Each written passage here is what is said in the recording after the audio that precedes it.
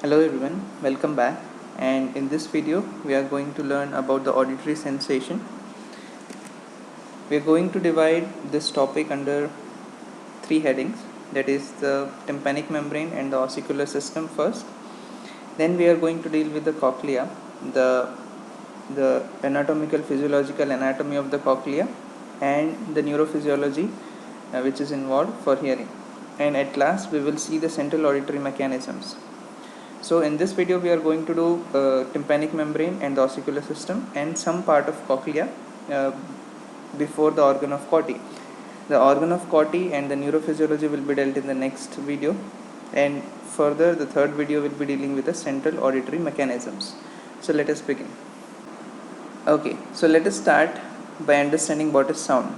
Sound is a type of energy, and in the previous lecture where we saw the visual sensation, in that we saw that the eyes are responsible for perceiving the light energy.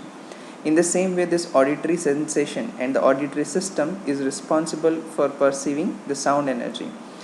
And if you see this diagram, the vibrating tuning fork produces a sound, and that sound travels in the medium in the form of uh, waves which are made up of changes in air pressure. That means there is a compression and rarefaction. As you can see, there is compression of the air molecules in the air and rarefaction of the molecules in the air. So this cycle of compression and rarefaction is how the sound travels. And if we see this in terms of the air pressure, okay, if we see this in terms the traveling sound in terms of air pressure, the air pressure is in this axis and the distance is in this axis. What is happening is, here the air pressure is more, okay, above from the baseline, here the air pressure is more. So this is the place where compression is taking place in the medium at a particular instant of time, okay, and this is a distance where the rarefaction is taking place. As you can see, the place where the rarefaction is taking place. So basically the sound wave is traveling in the form of compression and rarefaction of air pressure, and thus it travels in the medium. Let it be the air, let it be the water, in that medium it can travel, okay. And the basic few things we have to remember regarding the sound is it can be quantified, or it can be told in terms of frequency and in terms of amplitude. The sound can be explained in terms of frequency and in terms of amplitude. We are mostly, what to say, um, our concern with sound energy is basically what amplitude it is and of what frequency it is, because for a listening ears or for the auditory system, the amplitude refers to the loudness of the sound and the frequency refers to the pitch of the sound. The higher the frequency, the higher the pitch, okay. So the high pitch, the lower the frequency, it is the sound is in the low pitch, okay, and the higher the amplitude, the louder the sound will be. And the measurement of frequency is done in terms of hertz, which is cycles per second, and the spectrum of audible frequency to the human ear is 20 hertz to 20,000 hertz, and the measurement of amplitude or the loudness is done in the units of decibels, okay. So these are the general ideas we have to remember regarding the sound. And one more thing regarding the sound, what you have to understand is, when it hits a tense membrane like the tympanic membrane, or if you see the speaker of your music system, sound, when it hits the speaker, it has the capability or tendency to move, to vibrate those things, okay. So that is one feature what you have to remember to understand the transfer of sound from the external ear to the middle ear to the inner ear. And that aspect you have to understand, that if it hits a tense membrane, it will vibrate the membrane, okay. So that is the basic about the sound what we have to keep in mind to understand the auditory system. Now coming to our first topic, that is tympanic membrane in the ossicular system. So basically in this topic we will first understand the anatomy, physiological anatomy of the ear and how it is divided into the external ear, the middle ear and the inner ear. And then we will look at the ossicular system, and when we are looking at the ossicular systems, we will deal with these particular headings, and we will explain what are these headings and what are the mechanisms behind those working of the ossicular system. So let us begin with the physiological anatomy of our ear. So the ear can be basically divided into three parts. Okay, there is external ear, this which consists of pinna, concha, external ear and the external auditory meatus. Okay, till the tympanic membrane. This till the tympanic membrane, the outer part of the ear is called the external ear. Then coming to the middle ear. Okay, as you can see, the cavity, the external ear as well as the middle ear is an air filled cavity. Okay, which is different from the inner ear, which is a fluid filled cavity. Okay, so the middle ear is an air filled cavity in which there is three ossicular bones, the malleus, incus and stapes, which are joined in sequence together so to transfer the sound from the sound waves which are hitting the tympanic membrane to the inner ear, that is the cochlea. Okay, so this is the middle ear, which is air filled cavity, and as you can see, it is connected to the pharynx with the help of eustachian tube. Okay, so this is eustachian tube can be a source of infection for the ear if there is an infection in the pharynx, throat infection, that can also lead to the infection of the middle ear cavity, because the pathogen or pathogenic organism can climb to the middle ear cavity with the from the eustachian tube. Okay, so that is the middle ear cavity. We will see the ossicular system in detail of the middle ear cavity. Okay, and then comes the inner ear. So inner ear comprises of the bony labyrinth and the membranous labyrinth, and in case of inner ear there are two individual aspects of inner ear, that is the vestibular system of the inner ear and the cochlea or the auditory system of the inner ear. We have already dealt with the vestibular apparatus or the vestibular part of the inner ear, which is responsible for the sensation of orientation. Okay, orientation, angular movement, linear acceleration. Okay, so that was already dealt with the vestibular apparatus, and as you can see, there is an individual nerve for both part of the inner ear, that is there is vestibular nerve which is individually or exclusively supplied to the vestibular aspect of the inner ear, whereas there is a cochlea which is the auditory part of the inner ear, which is responsible for auditory sensation, and for that cochlea also there is an individual cochlear nerve, as you can see, separate exclusively for the cochlea, separate from the vestibular nerve, there is a cochlear nerve which is exclusively involved in the auditory or the hearing sensation. So this is the division, the external ear, the middle ear, which are both air filled cavities, and the inner ear, which is a fluid filled cavities. We will see all these things in more detail in subsequent topics. Okay, so the first topic what we are going to deal with is the conduction of sound from the tympanic membrane to the cochlea, which is one of the most important function of the ossicular system of the ear.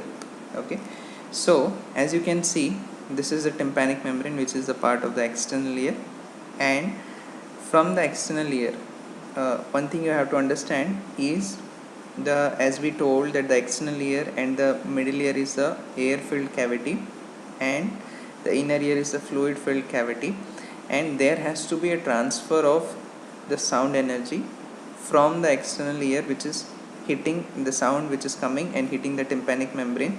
That energy has to be transferred to the inner ear, to the fluid of the inner ear. Okay, and for that function, for that purpose, the responsible ossicular system present here is this middle ear ossicular system, ossicles of the middle ear. This is made up of three bones, that is the malleus, incus and stapes, if you want to remember MIS. Okay, so malleus, incus and stapes are the three ossicles which are present in the middle ear. So the handle of the malleus is attached here to the tympanic membrane, and at this point there is a muscle also present.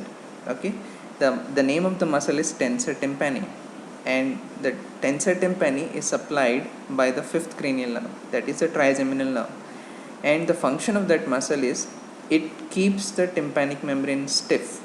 It keeps the tympanic membrane stiff, because if the tympanic membrane is lax, if it is loose or lax, whatever you want to say, uh, the sound energy, which is the sound waves which are hitting the tympanic membrane, will not be able to produce the amount of vibration required. So the tensor tympani helps the tympanic membrane to remain stiff, so that the maximum impact of sound energy can fall on the tympanic membrane. And that tensor tympani is supplied by the fifth cranial nerve, that is the trigeminal nerve.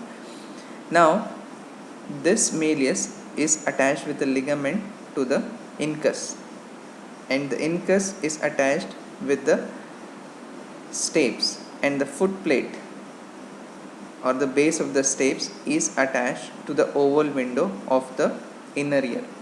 Okay, so this is the ossicular system of the middle ear.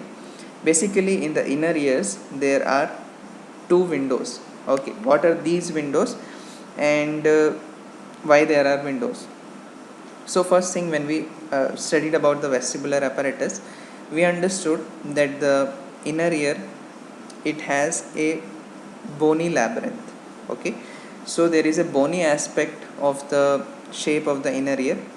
So the outer layer of the inner ear is made up of bony labyrinth, and inside that bony labyrinth occurs a membranous labyrinth. Alright, so there is a covering over that bone which is called as a membranous labyrinth. Now if there is foot plate of the stapes is attached with the bone itself, then the movement of the stapes will not create any movement of the bone, and ultimately it will not create any movement of the fluid which is present inside the inner ear, which is responsible for sensation of the sound. Okay, so there is a window, and if you want to see in terms of what to say opening, there is an absence of bony labyrinth in that window. Okay, so in that place the bony labyrinth is absent, only the membranous labyrinth is present, and the foot plate of stapes is joined with the membranous labyrinth. And whenever there is movement of tympanic membrane, that movement is conveyed. Whenever there is movement of tympanic membrane, or vibration as to say of tympanic membrane, because when the sound waves are hitting the tympanic membrane, it is vibrating. That sound, that vibration is then conveyed, that movement is then conveyed with the help of ossicular system to the oval window, to the membranous labyrinth, and that moves the fluid inside the membranous labyrinth. And that is how the movement of fluid is produced from the tympanic membrane to the inner ear. And one more thing we have to consider regarding the inner ear is it is a compact system which is completely filled with fluid. Okay, so if it is completely filled with fluid, and because of the movement of the tympanic membrane and movement of the foot plate of stapes, if the pressure is increasing, there should be some place where the pressure should be where the inner ear should be able to relieve those pressure, or it is having the equilibrium. Because it is a closed compartment, it is a compact compartment, whenever there is increase in pressure or movement of foot plate of stapes inside, the pressure will increase.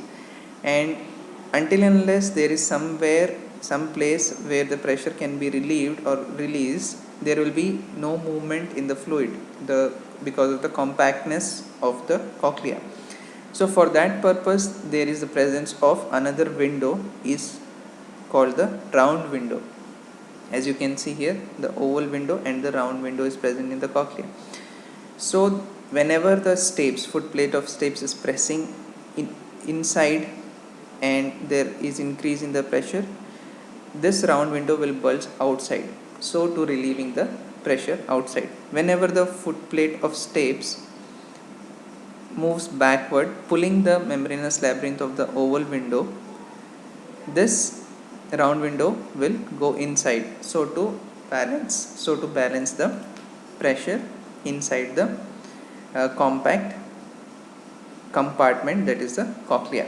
So that is the basic mechanism, that is the basic logic behind the presence of oval window and the round window, so as to make the movement of the fluid as easy as possible without hampering, without giving resistance to the movement, and thus increasing the impedance. We will understand about all these terms in our subsequent topics, but that is the basic behind the presence of oval window and the round window.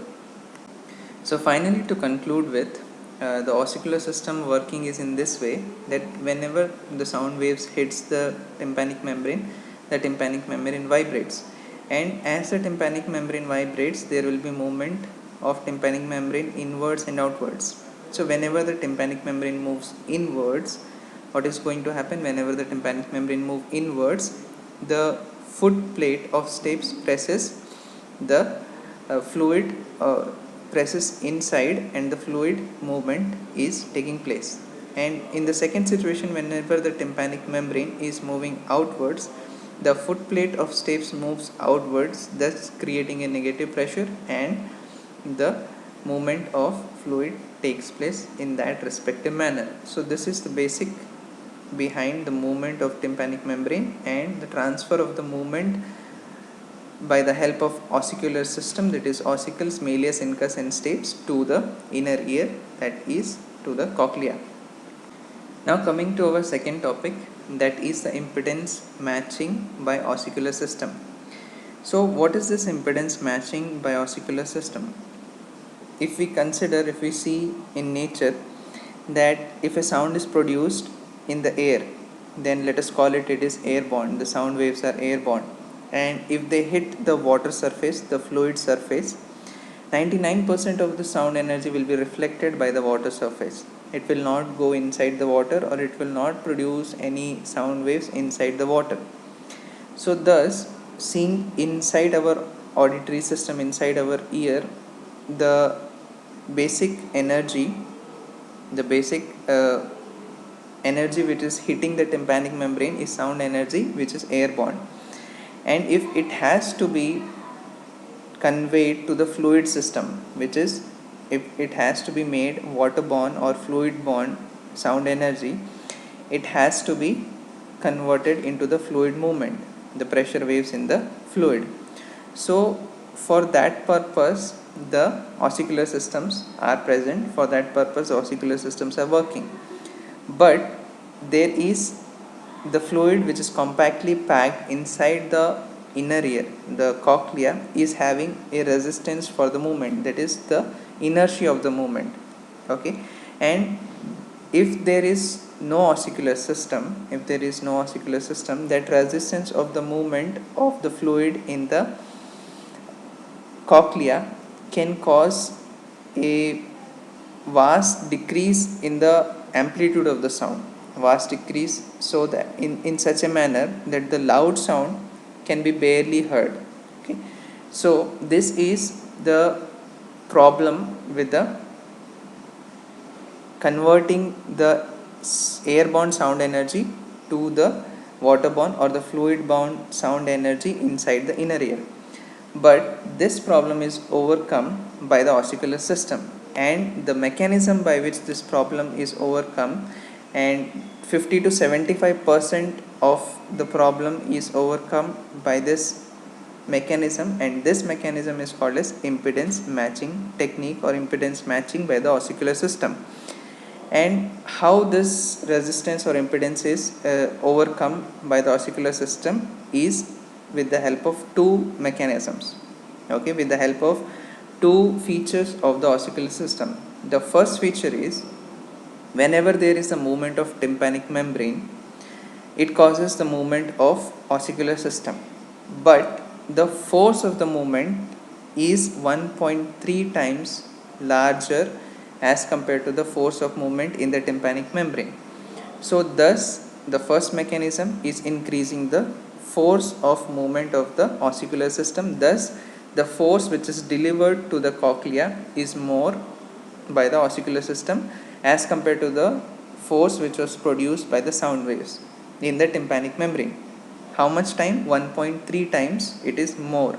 So the ossicular system is amplifying the force of those sound waves 1.3 times. The second mechanism is the surface area. Okay, so the surface area of the tympanic membrane is 17 times larger than the surface area of the foot plate of the stapes on the oval window. So if it is 17 times larger, the impact will be 17 times more. So whatever the impact is produced by the sound wave on the tympanic membrane, by virtue of the surface area, that movement, that impact is amplified 17 times. Okay, so as to amplify the sound which is going to be fluid borne in the cochlea. Okay, so these two mechanisms, that is the increase in the force, that is 1.3 times, and increase in the surface area, that is the 17 times is multiplied, and thus the final force which is delivered, the final vibration which is delivered is 22 times, is 1.3 into 17, basically it will become 22 times more force is delivered to the cochlea, to the fluid in the cochlea, so as to overcome the impedance of the cochlea. And this 22 times force can overcome the impedance 50 to 75% and makes the sound energy suitable to be perceived by the cochlea. So this mechanism is called impedance matching mechanism or impedance matching technique by the ossicular system, and this is how the sound energy is effectively delivered from the tympanic membrane to the ossicular to the cochlea of the inner ear. Now coming to the third aspect, or as to say the third function of the ossicular system, is attenuation of sound by contraction of tensor tympani and stapedius muscle. So we already dealt with the tensor tympani muscle, which is present at the joint where the handle of the incus where the handle of the malleus is joining with the tympanic membrane, and the function what we have seen is when it contracts, it is keeping the tympanic membrane tense. Now coming to the stapedius muscle, the stapedius muscle is present near the stapes. It is joined with the stapes, and it is supplied by the seventh cranial nerve, that is the facial nerve. And the function of stapedius muscle is to retract the stapes, okay, so that it does not detach the stapes from the membranous labyrinth of the oval window. Instead, what does it do? There is the combination of action of these two muscles, tensor tympani and stapedius muscles, in response to certain stimulus. So what is that stimulus? A loud sound. Okay, so the as we can see, the function is attenuation or the decrease of the sound energy. The stimulus is the loud sound, and if the loud sound is conveyed as it is to the cochlea, there are chances that it can damage the sensitive sensory cells of inner ear of the cochlea. So to prevent this damage, so to avoid the damage, so to save those sensitive hair cells, organ of Corti, from the damage from the loud sound, this reflex takes place. And in this reflex, whenever there is loud sound, within few milliseconds, these two muscles contracts. The tensor tympani muscle contracts and the stapedius muscle contracts. When they both contracts together, what happens is the ossicular systems become rigid, and once the ossicular systems becomes rigid, the vibration of the tympanic membrane does not get effectively carried by the ossicular system to the inner ear. So thus preventing the transfer of that loud sound from the tympanic membrane to the inner ear, and thus saving the, or thus protecting the inner ear from that loud sound, from that huge energy which has a potential to damage the inner ear. So basically it is a reflex, protective reflex mechanism, in which what is happening, that the loud sound is initiating the reflex, and because of the loud sound, what is happening, these two muscles are contracting together, making the ossicular system rigid, making it rigid, less mobile. Okay, and in that case, when this happens, the sound energy which is hitting the tympanic membrane, that does not get transferred effectively to the inner ear, and thus protecting inner ear against the damage.